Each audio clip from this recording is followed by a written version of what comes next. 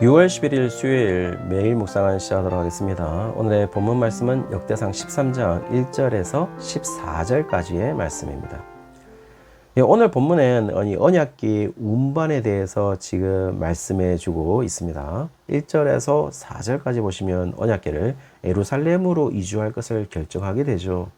이 부분에서 나타나는 이 언약궤를 옮기는 문제에 대해서 이스라엘의 온 회중의 지지를 받은 것으로 보입니다. 그리고 4절에 나타나는 이스라엘의 온 회중의 동의는 단순히 이 다윗의 독단적으로 이 언약궤를 옮기고자 하는 것이 아니라 이스라엘의 이 온 회중이 적극적으로 함께하는 종교적 행사의 개념으로 옮기고자 했음을 분명히 알 수가 있죠.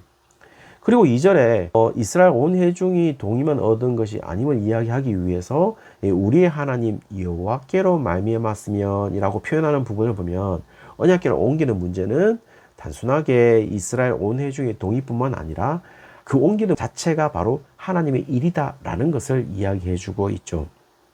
5절에서 8절까지 보시면 드디어 언약궤가 이주 계획을 가지고 이제 실행이 들어가게 되는데요. 5절에 다윗이 온 이스라엘을 불러 모았다라고 이야기를 하고 있습니다.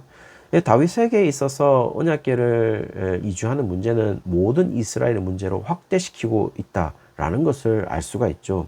역대기의 저자의 의도도 보입니다. 왜냐하면은 포로기 이후에 돌아온 이스라엘 백성들에게 있어서 지금 이스라엘을 재건하는 문제는 한두 명의 리더의 문제가 아니라는 것이죠. 모든 이스라엘 백성들이 전체의 문제다라는 것을 이야기해 주고 있다는 것입니다. 이스라엘 백성들의 전체의 문제일 수밖에 없는 이유는 언약궤가 가진 의미 때문인데요. 6절 하반절에 보시면 이는 여호와께서 두 그룹 사이에 계심으로 라고 표현하는 것 봐서는 언약궤는 성전과 마찬가지로 하나님이 임재하시는 초소의 개념을 가지고 있다는 것입니다.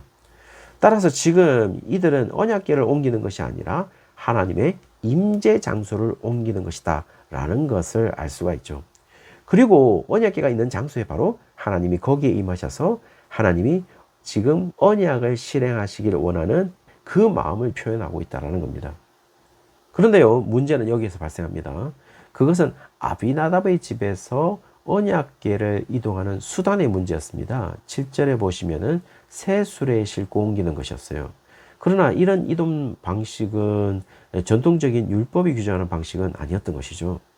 원래 이동 방식은 신명기 10장 8절에 잘 설명해 주고 있는데요. 그때 여호와께서 레위 지파를 구별하여 여호와의 언약궤를 매게 하며 여호와의 앞에 서서 그를 섬기며 또 여호와의 이름으로 축복하게 하셨으니 그 일은 오늘까지 이르느니라 라고 해서 레위 지파들을 구별해서 언약궤를 메고 옮기는 방식이었습니다. 근데 지금 다윗이 새 수레로 옮기고 있는 것은 사무엘상 6장 7절에서 8절까지 보시면은 그러므로 새 수레를 하나 만들고 멍에를 메어 보지 아니한 젖나는 소 2마리를 끌어다가 소에 수레를 메우고 그 송아지를 떼어 집으로 돌려보내고 라고 하는 것을 보면 이 풍습 자체가 블레셋의 미신적 풍습에 의한 것이다 라는 것을 알 수가 있죠.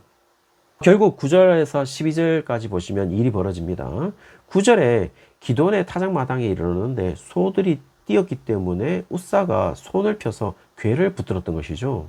그래서 10절에 보시면 우사의 행동을 여호와께서 진노하셨고 쳐서 우사가 죽게 됩니다. 11절에는요, 여호와께서 우사를 죽이셨으므로 여기를 베레스 우사다라고 부를 것이다 라고 이야기를 해주고 있죠.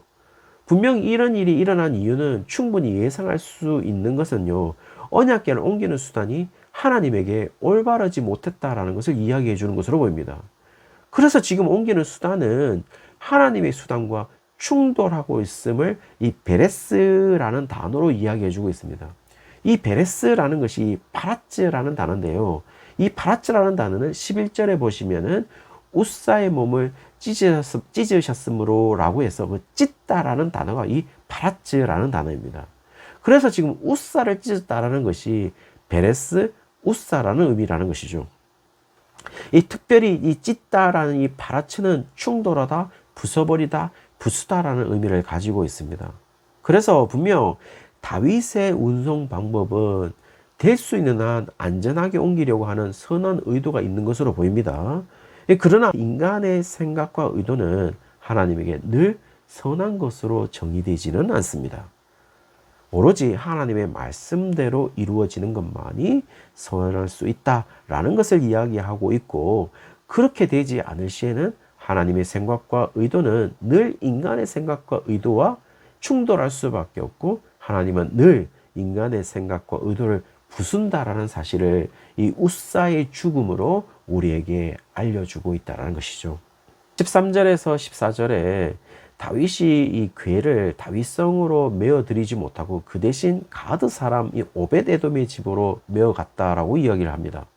그리고 14절에 오벳에돔 집에서 석 달 동안 있었다라고 이야기를 하고 있고, 그 자체가 오벳에돔의 집과 그 모든 소유에 복을 받았다라고 기록을 하고 있어요. 그러나 여기에서 지금 오벳에돔이 가드 사람이라고 이야기하는 걸 보면 분명 블레셋 사람이라는 것인데요. 왜 다윗은 블레셋 사람으로 가드 사람인 오벳에돔에게 언약을 맡겼을까요? 어떻게 보면은 오벳에돔은 이방인으로 언약궤를 어떻게 보관해야 되는지를 전혀 알지 못할 텐데 맡겼다라는 것은, 다윗은 아마 이스라엘 백성들이 잘못 보관하거나 잘못 다루어서 죽는 것보다는 이방인인 이 오벳에돔이 위험을 부담하는 것이 훨씬 좋을 것으로 생각했던 것으로도 보입니다. 어쩌면 다윗의 지극히 인간적인 생각이고 이스라엘의 리스크를 줄이려는 민족 이기주의적인 생각을 드러내는 것이 아닌가라고도 볼 수 있을 것 같아요. 그러나 이런 인간적인 모든 좋은 의도라고 할 수 없음에도 불구하고 인간의 의도와 뜻과는 상관없이 지금 하나님은 다시 이런 인간들의 생각을 베레스하고 있습니다. 따라서 11절의 번역을 사용한다면 이런 인간적인 생각들을 찢으시고 하나님의 선한 의도를 펼치시고 있는데요. 오벳에돔과 그의 모든 소유에 넘치는 복으로 채워주시는 일로 지금 바꾸시고 있는 것이죠. 사실 오벳에돔이 가드 사람이라면 지금 이 언약궤가 어떤 과정으로 예루살렘에 가는지를 모를 리가 없을 것 같아요. 엄청난 일이 있었죠. 언약궤가 기럇 여아림에 있었던 이유는 사무엘상 5장에 기록되어 있는데요. 엘리야의 아들인 홈리와 비나스가 블레셋과의 전쟁에서 언약궤를 빼앗기게 됩니다. 그리고 블레셋은 이 언약궤를 전리품으로 취하게 되죠.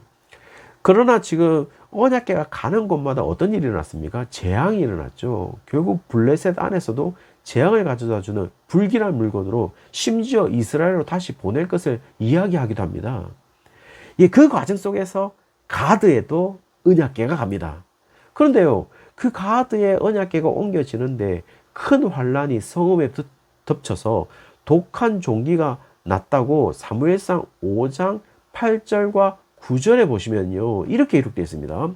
이에 사람을 보내어 블레셋 사람들의 모든 방백을 모으고 이르되 우리가 이스라엘의 신의 궤를 어찌하랴 하니 그들이 대답하되 이스라엘의 신의 궤를 가드로 옮겨가라 하므로 이스라엘 신의 궤를 옮겨갔더니 그것을 옮겨간 후에 여호와의 손이 심히 큰 환난을 그 성읍에 더하사 성읍 사람들의 작은 자와 큰 자를 다쳐서 독한 종기가 나게 하신지라 라고 기록되어 있습니다. 그리고 블레셋 여기저기를 돌아다니고 70년 만에 돌아오는 언약궤이기 때문에 가드 사람이었던 오벳에돔이 언약궤를 받아들일 리가 없는데 받아들이고 있다라는 것은 지금 오벳에돔이 70년 전의 가드와 다른 양상을 보이고 있다라는 것은 지금 오벳에돔은 70년 전에 가드 사람이 가진 언약궤를 대하는 것과 전혀 다른 마음으로 지금 대하고 있다라는 것이고, 그 두려움이 있음에도 받아들이고 있다는 것은 언약궤가 가진 의미가 바로 거기에 하나님이 임재하는 것이므로 오벳에돔이 하나님을 받아들이고 있다는 것을 역대기 저자가 지금 이야기해 주고 있는 것으로 보입니다. 그리고 철저하게 다윗의 생각의 방식이 아닌 하나님의 방식으로 받아들였던 것으로 보여요. 왜냐하면 하나님으로부터 복을 받고 있으니까요. 그러므로 지금 언약궤를 옮기는 과정을 통하여서 어떤 일에 있어서 하나님의 방식으로 할 것인가, 아니면 우리의 방식으로 할 것인가에 우리는 늘 선택의 기로에 놓일 것입니다. 그리고 우리는 생각할 수 있습니다. 지금 우리의 방식이 훨씬 합리적이고 이성적이고 선한 방식이라고 생각할 수도 있겠죠. 그러나 그 선한 방식의 기준은 우리의 생각이나 법에 있는 것이 아니라 하나님이 생각하는 방식인 것이죠. 아마 그 방식을 이방인인 이 가드 사람 오벳 에돔이 지금 채택하고 있는 것으로 보입니다. 사랑하는 성도님들, 오늘 우리도 우리의 삶의 모든 순간을 우리의 이성적이고 합리적인 선한 방식이 아니라 우리의 모든 순간을 하나님의 방식을 채택하며 살아가는 그 날이 되시기를 주의 이름으로 축원합니다.